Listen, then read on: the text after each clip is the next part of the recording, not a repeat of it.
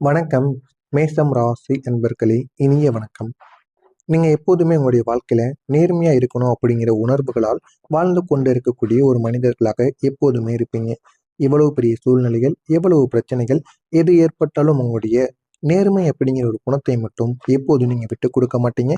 அதுல மிகவும் தைரியமா இருக்கக்கூடிய ஒரு மனிதராக எப்பொழுதுமே இருப்பீங்க. வேகமான முடிவுகளாலும் நிரம்பி இருக்கக்கூடிய ஒரு வாழ்க்கையாகத்தான் உங்களுடைய வாழ்க்கையானது இருக்கும். வேகமான முடிவுகள் எடுப்பீங்க.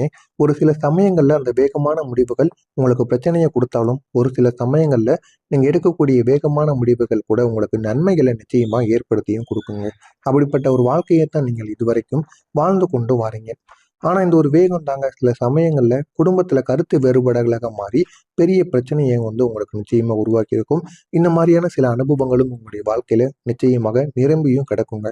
இந்த ஒரு வேகம் சில சமயங்கள்ல நன்மைகளை கொடுத்தாலும், சில சமயங்கள்ல உங்களுக்கு தவறுகளையும் நிச்சயமா ஏற்படுத்தி கொடுக்கும். முக்கியமா குடும்பத்துல நிறைய கருத்து வேறுபாடுகளை உருவாக்கும். இந்த ஒரு அனுபவங்கள் தானங்க, இந்த ஒரு அனுபவங்கள் தான் உங்களுடைய வாழ்க்கையில உண்மையாக நடந்த சம்பவங்களாக மாறி இருக்கும். அந்த ஒரு சம்பவங்கள் 5 எண்ணிக்கையில உங்களுடைய வாழ்க்கையில இருக்கும். அந்த 5 எண்ணிக்கையில இருக்கக்கூடிய சம்பவங்கள் என்னென்னன்னு ஒன்றன் பின் ஒன்றாக காணலாமா?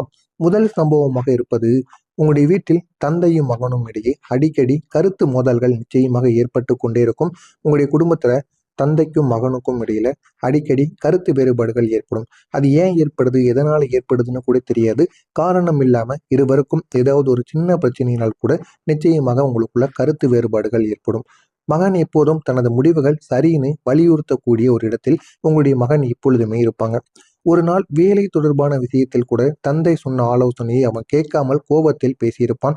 இதனால தந்தைக்கும் அவனுக்கும் இடையில சின்ன சின்ன வாக்குவாதங்கள் நிச்சயமா இது உங்களுடைய குடும்பத்தில் கூட நிச்சயமாக ஏற்பட்டிருக்கலாம். அந்த ஒரே ஒரு வார்த்தை தாங்க பெரிய ஒரு சண்டையாக மாறி 2 வாரம் பேசாமலே இருந்திருப்பீங்க. இந்த மேசம் ராசிக்கு நபர்களை பொறுத்தளவுக்கு மகன் மேசமா இருந்தாலும் சரி, தகப்பன் மேசமாக இருந்தாலும் சரி, உங்க இருவருக்கும் இடையில அடிக்கடி சண்டை சச்சரவு ஏற்பட்டு நீங்க ஒரு மாதத்திற்கு ஒரு முறை சண்டை போடுவீங்க, ஒரு மாதம் பேசாம இருப்பீங்க. இந்த மாதிரி ஒரு அனுபவங்கள் உங்களுடைய வாழ்க்கையில நிச்சயமா நடந்து கொண்டே இருக்குங்க. இதுதான் உங்களுடைய வாழ்க்கையாகவும் இருக்கும். பிறகுதான் அந்த வார்த்தையின் தாக்கம் உங்களுக்கு புரிந்திருக்கும். ஆரம்பத்தில் தந்தை கூறுவது புரியாமல் இருந்தாலும் போக போக தந்தைக்கு நம்மளுடைய நன்மைக்காகத்தான் கூறியிருக்காங்க அப்படிங்கிறத உங்களுக்கு புரிய ஆரம்பிக்கும். இது முதல் சம்பவமாக இருக்கும். 2வது சம்பவம் என்ன தெரியுமா? ஒரு பெண் தனது மாமியாருடன் வாழ்ந்து வந்தால் சிறிய விஷயத்தை கூட சிறிய விஷயமாகத்தான் இருக்கும். சமைப்பது எப்படி என்று சொன்னது கூட அவளுக்கு விமர்சனமாக தோன்றியிருக்கும். அவருடைய மாமியார், நீ சமைக்கிறது சரிதாம்மா, அதை இந்த முறையில நீ சமைத்து பாரு, இன்னும் உனக்கு நன்மைகளை உனக்கு ஏற்படுத்தும், டேஸ்ட்டை கொடுக்கும் அப்படின்னு அவங்களுடைய மாமியார் சொன்னதும் அது அவளுக்கு பொறுக்கல. இனி இவங்க விமர்சனமா பேசுறாங்க அப்படின்னு நினைச்சுக்கிட்டு அவள் அதையே கேட்காம பதிலுக்கு பதில் பேச ஆரம்பித்தாள். அந்த நாளிலிருந்து வீட்டில் அமைதியானது குறைய தொடங்கியது. ஒரு சின்ன விஷயம் கூட எப்படி பெரிய சண்டையாக மாறும் என்பதற்கு இது ஒரு எடுத்துக்காட்டாக இருக்கும். ஆண்களாக பிறந்தால் தந்தைக்கும் மகனுக்கும் இடையில சண்டை சச்சரவு ஏற்படும்.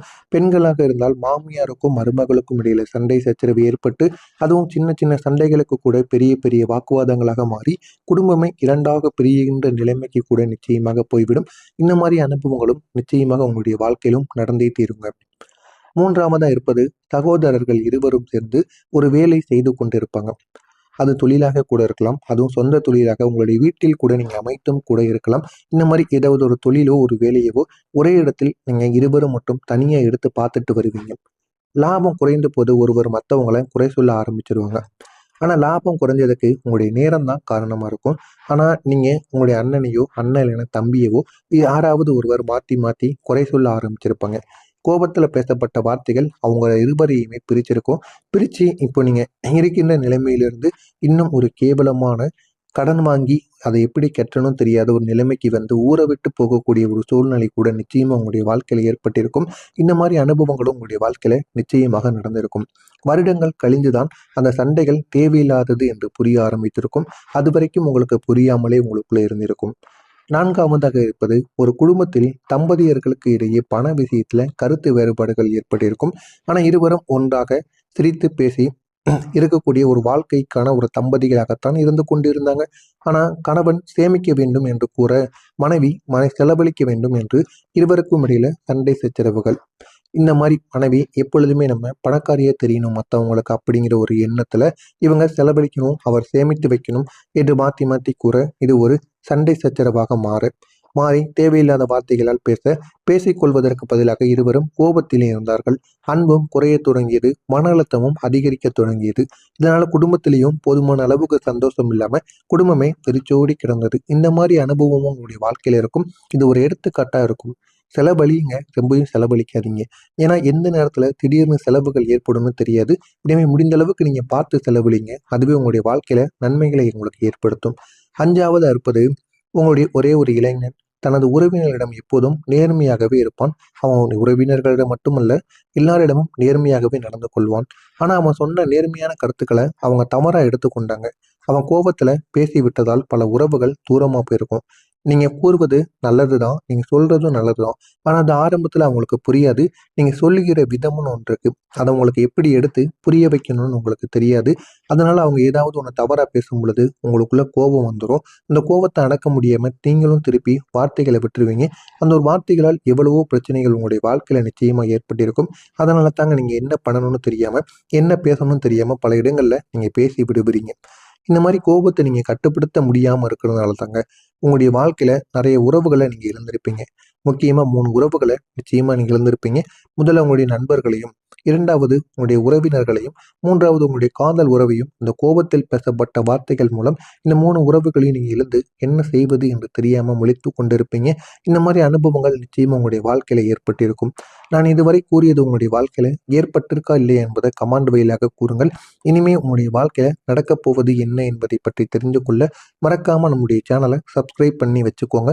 அப்போதான் நம்ம தொடர்ந்து பதிவிடுகின்ற வீடியோக்கள் அனைத்தும் தொடர்ந்து உங்களுக்கு நோட்டிபிகேஷனாக வந்து கொண்டே இருக்கும்.